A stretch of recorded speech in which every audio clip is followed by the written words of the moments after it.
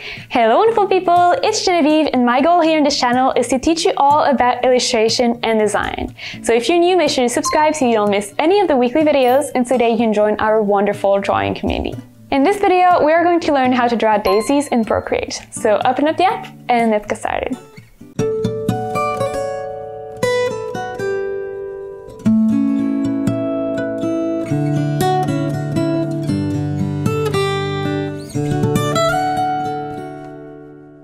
So the first thing to do is to create a new canvas. The size, the dimension is totally up to you and it depends on your own individual project requirements.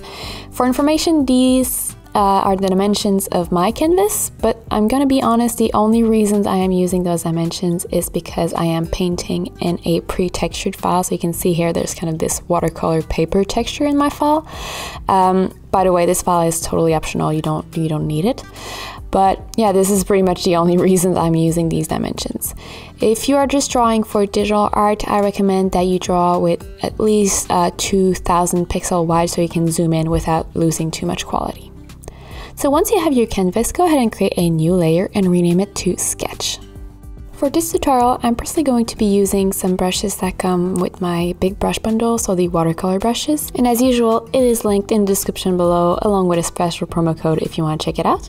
But otherwise, don't worry, I'm going to be suggesting free brushes that come with Procreate. So for this, you would use the HB pencil from the sketching panel. Otherwise, just use the coloring pencil that comes with the watercolor brush. So you can choose how many flowers you're going to draw here. I'm just going to draw one because it's a tutorial. And you can also choose the color you want to sketch because we're not going to see the sketch in the end. And you're just going to start by drawing two ovals like this. The first one is going to be the center of the flower and the outside is just kind of mapping out the petals. You're also going to loosely sketch a stem. You could go with a curved stem or a straight stem, that's totally up to you. And you can also add little leaves. I find that leaves that are closer to the flower tend to be super small, and then more mature leaves, so lower in the stem, are kind of opposing branches, I guess, and then have 5 leaves on each opposite branches, and the leaves are kind of pointy. So if that description didn't make a whole lot of sense to you, just look at the video and you're gonna understand what I mean. It's not super complicated. But if you don't want it necessarily be super accurate to what daisy leaves are like, you could just draw, you know, whatever other shape of leaf that you want. And remember that this is just a sketch, so don't worry about perfection at this step at all. We're then going to move on to adding the petals.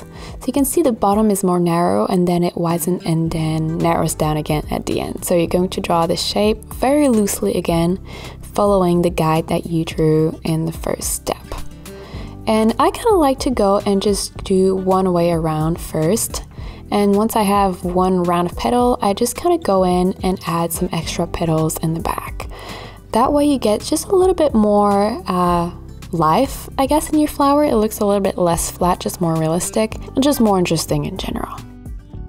So once you have a sketch that you like, go ahead and open up your layer panel again, and you're going to lower the opacity of the sketch until you can just barely see it. You're then going to create another layer on top of the sketch layer, and you're going to rename this one to Lines. And you guessed it, on this one we're going to draw the actual line art of the flower. And you can use whichever color you want. I'm going with a very dark gray, like charcoal gray, not full black, just because I'm never really a fan of full black, but yeah.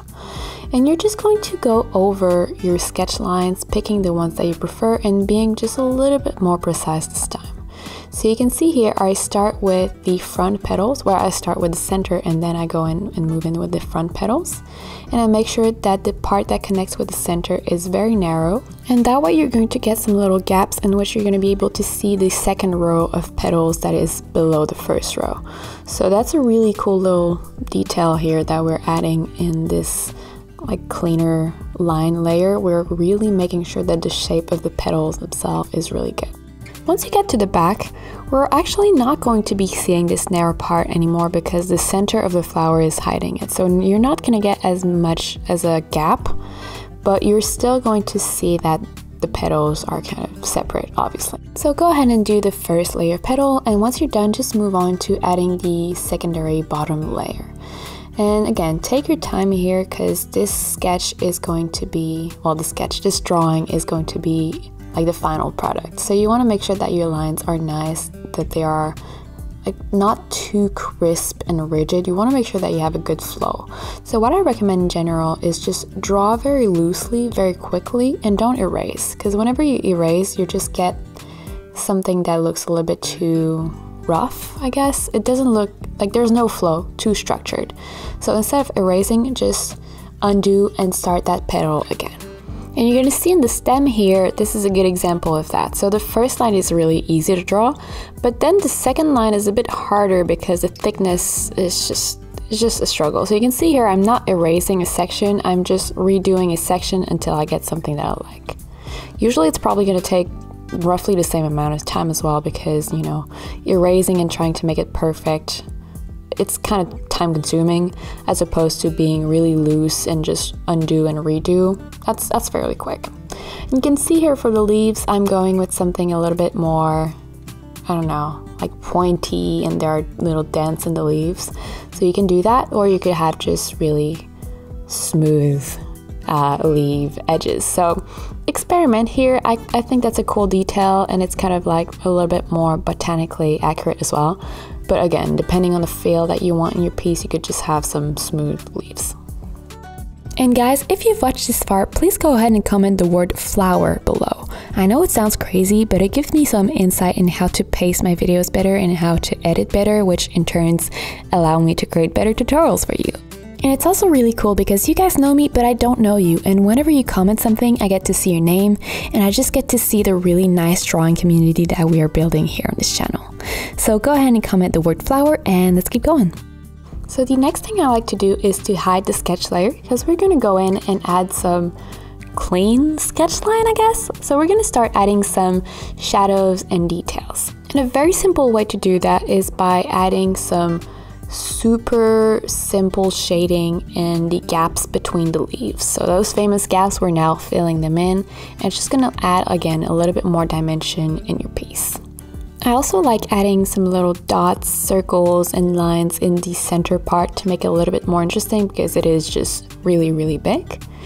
And then finally, I also really love adding lines in the petals themselves. It just gives so much more movement, and that's the thing about Daisy. They usually have those very characteristic lines. Well, I mean, they're not really lines, they're more like, I guess, texture in the petals. So you can definitely draw it here, and it's just going to make your piece look a bit more interesting, and it's going to give it this traditional botanical sketch feel to it. And don't hesitate to pause the video here to really take your time. I will meet you in the next step. If for some reason you're not fully happy with the shape of your flower, you can always use the liquify tool. So in the magic wand icon menu here at the top, you can select liquify in the bottom and make sure that it is set to push, the option on the left. And then the size, you're gonna have to test it out, but you can see here you can just push around your color. If you use it very carefully, you can slightly change the shape of your drawing without having to erase and redraw it. So that's a very useful tip if you want to just tighten up everything a little bit in the end. You don't want to make changes that are too drastic though, because otherwise the pixels are going to stretch and it's not going to look good. Once you're happy with your lines, go ahead and create a new layer. This one you're going to put below the lines. You're going to rename it to colors or flower, but basically we're going to paint the colors on this one, so color is a good choice in my opinion. And you can just keep this drawing without colors as well if you want. You can just meet us at the next step. So for this, you can use, if you don't have the watercolor brushes, in the airbrushing panel, the hard brush, and lower the opacity around, 30% or something like that. I'm going to give you an example using the yellow color I'm going to use for the center of the flower. So you can see here, you're going to get some overlap. You're not going to get any texture, obviously, but this overlap is still going to feel a little bit like watercolor, so it is better than nothing. If you do have the watercolor brushes, just go ahead and select either the dark edges watercolor, if I can find it, there we go, or the basic watercolor. I'm going to go with the basic watercolor, I think. And you're going to build your color. So we just see that we have some overlay. So we're going to start by just painting the entire color, and then we're going to layer the color so that we get a little bit more of an intense bottom part and a lighter top, just like if the sun was hitting the flower. And you don't have to be precise here because we're pretending this is watercolor, so you'll be really loose and just flowy with your painting. So once you have the top, go ahead and select a nice green that you want for the stem. And also lower the size or decrease the size of your brush. And you're just going to fill in the lines. And I say fill in the lines, but you can see here, I really like personally to kind of have it be super rough and have some of the color spill out of the lines and some of the lines not totally filled in. This just gives to me at least a look that is a bit more organic and just more kind of I don't want to say cottagecore. Why am I thinking of cottagecore? It just feels like it's handmade, basically. And with the leaves, I like to go in sections, so drawing one half of the leaf and then going over the other half again, so that one half is a little bit darker, and that way you're going to build your watercolor effect a little bit more. You can also add some splatters, and for that I like to create a separate layer, renaming it to splatters. I know it's quite a surprise, but the reason I like to create a separate layer for the splatters is because I like to change the opacity of that layer to linear burn. It just makes everything blend in a little bit better. Now, if you have the watercolor brushes, just go ahead with the splatter brush, obviously. Otherwise, if you go into spray paint, you have this giclée brush here that kind of resembles splatters, but it is very, very dense. And there's also the splatter brush, which I just don't really understand. It doesn't look good, but anyway, you could use those brushes. If you don't have the watercolor brushes, you could also hand paint like one by one the splatters. That would work, but otherwise save yourself time and effort and just use the splatter brush. And this little drawing here would do really well on a greeting card or postcard or some wall art, and I like for that to add some decoration. So on a separate layer again, going back to the dark charcoal color that I used first and the coloring pencil or the HB pencil if you don't have the watercolor brushes, you can kind of go and add some sort of a framing. So for that, I like to draw a very narrow rectangle that kind of overlaps with the flower a little bit. And if you hold your pencil and tap with a second finger, it's going to create a perfect rectangle, by the way. And then I like to go in and erase the part of the rectangle that overlap with the flower, so on the petal, on the stem, the leaves, and everything. And that just kind of frames everything a little bit better, and it makes it more interesting to use kind of an imprinted piece. You can use the arrow tool and kind of move the rectangle a little bit, because you can see I had a little bit of a tight spot and I just wanted to move it a little bit around. And you can go back with your paintbrush and your eraser and just alternate them and make this rectangle feel a little bit more part of the drawing, so adding some rough sketch lines and then erasing some spots, because right now it looks a little bit too perfect. But yeah, integrating it in the artwork, it's just a really neat trick, I feel, to make the piece come together in a really nice way. If you want to gift it, if you want to use it, I don't know, again, as a wall art, but it just makes everything come together way better in my opinion. And you can also add a message on the side. So in my example, I had happy birthday. Here I'm gonna write Paulette because this video is for my grandma. This daisy was a favorite flower and this week would have been her birthday. So it's just a little thought for her. Guys, if you're able to, hug your grandma. But yeah, you can write anything on the side. If you want it to be happy birthday or happy spring, happy Easter, it's a little bit late for that, but you can make it into a really nice card. And if you want to make it into a card, you can use the arrow tool, move all your layers, put it on the right, and then print that out, and you could just fold it and you would have a really nice card. So yeah, there you go. This was how to draw a daisy in Procreate. I really hope you enjoyed this tutorial, and if you did, make sure to give it a thumbs up because it really does help the channel, and I would love to see what you guys create. So make sure to share the results with me either on Facebook, Instagram, or Twitter, and don't forget to subscribe because I put out new videos just like this one every single week. I'll see you soon.